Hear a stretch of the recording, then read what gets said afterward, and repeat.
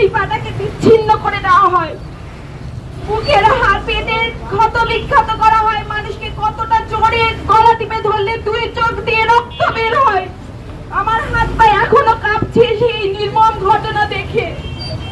সত্যি নিজেকে আমি আজকে আটকে রাখতে না পারায় এই ডাকে আমি এসেছি। আমিও যখন স্টাফ নার্স হিসাবে হসপিটালে ডিউটি করতাম, ভাবতাম হসপিটালে ঢুকেছি মানে আমি এখন সেফ। বাবা মা ফোন করে বলতো হসপিটালে পৌঁছেছো? হ্যাঁ হসপিটালে পৌঁছেছো, যাক শান্তি আছে। আমাদের শান্তিটা কোথায়? না রাস্তায়, না হসপিটালে, না কর্মক্ষেত্রে, কোথাও না।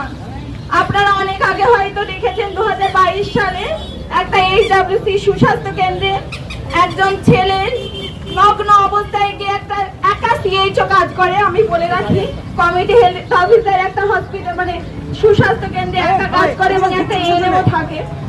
যদি CHO একা একটা রুমে কাজ করে, ভাবুন তো সে কতটা নিরাপত্তাহীনতায় ভুগবে এখনকার সমাজে।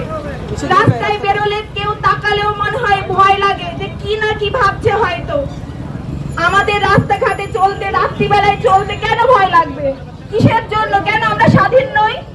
স্বাধীনতাটা আমরা অনেক আগে অর্জন করেছি, কেন এখনো মেয়েদেরকে নিয়ে এটা বলা হয় জামা কি পড়েছে? সে কি ধরনের জামা পড়েছে? নিশ্চয়ই খারাপ ধরনের জামা পড়েছে। একটা বাচ্চা কি করেছিল? ছোট্ট বাচ্চাকেও রেপ করা হয় কি জন্য? তার জামাতে তো কোনো রকম কিছু ছিল না। আপনারা ভাবছেন আজকে আমাদের মা বোনেদের কিছু হয়নি তাই আমরা খুব শান্তিতে আছি। আপনার মা বোন মেয়ে যেই হোক না কেন, স্কুলে যায়, কলেজে যায়, কোথাও পড়তে যায়, সে যখন আপনারা শুনবেন রাত্রিবেলায় তাকে নগ্ন অবস্থায় থাকতে কেমন লাগবে শুনতে।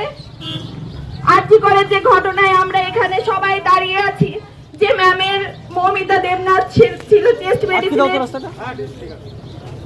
মেডিসিন সেকেন্ড ইয়ারের ছাত্র।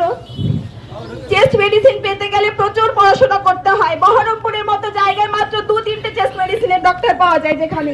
বাবুন কতটা পড়াশোনা করলে তবে চেস্ট মেডিসিনের সে র্যাঙ্ক করতে পারে এবং সরকারি হসপিটালে সে জব পেতে পারে বা সরকারি হসপিটালে ট্রেনিং নিতে পারে। সেই ক্ষেত্রে তাকে নৃশংসভাবে ধর্ষণ করে খুন করা হলো কেন? আপনাদের মা বোনদের কিছু হয়নি বলে আপনাদের প্রতিবাদ করতে একটু ইচ্ছে করছে না বলুন? যদি নিজের বোনের এরকম হতো তাহলে পারতেন চুপ করে থাকতে।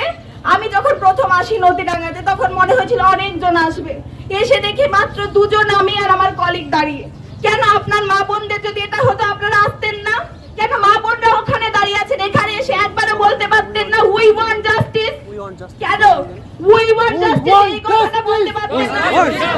We want justice, we want justice, we want justice, we want justice, we demand justice, we want justice, we want justice, we want justice, we demand justice, justice, justice, we want justice, justice, justice, we demand justice, justice, justice, we want justice, justice, justice, we demand justice, justice, justice। সর্বক্ষেত্রে আমি last একটা কথাই বলতে চাই, wherever I go, whatever I wear, no means no, yes means yes.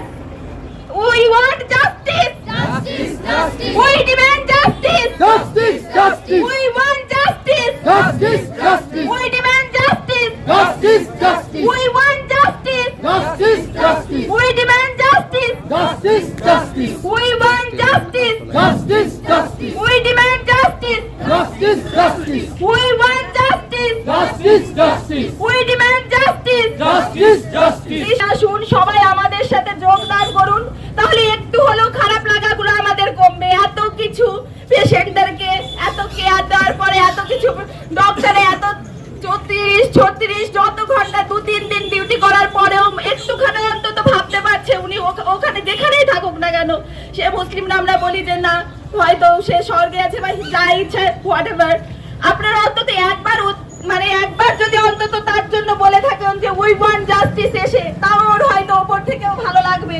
Please দয়া করে সবাই এটাকে নিয়ে একবার বলুন, গলা ওঠান, প্রতিবাদ মিছিল করুন, কারণ প্রতিবাদটাই আমাদের জন্য করার আছে, আর কিছু নেই।